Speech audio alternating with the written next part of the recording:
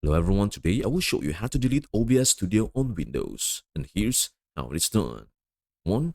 Open the Start menu. Click on the Start button, Windows icon at the bottom left corner of your screen. 2.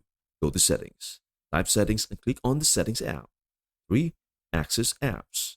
In the Settings window, click on Apps. 4. Find OBS Studio.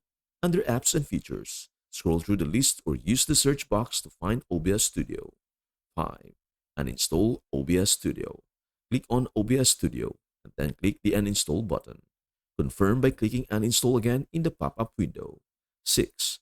Follow the uninstallation wizard. The OBS Studio uninstaller will open. Follow the prompts to complete the process. Once done, OBS Studio will be removed from your system. And that's everything you need to know about how to delete OBS Studio on Windows. Before we end, may I humbly ask you a favor? Please do like, share, and subscribe to our channel. This means the world to us. Thank you so much for watching. We hope to see you in our next video.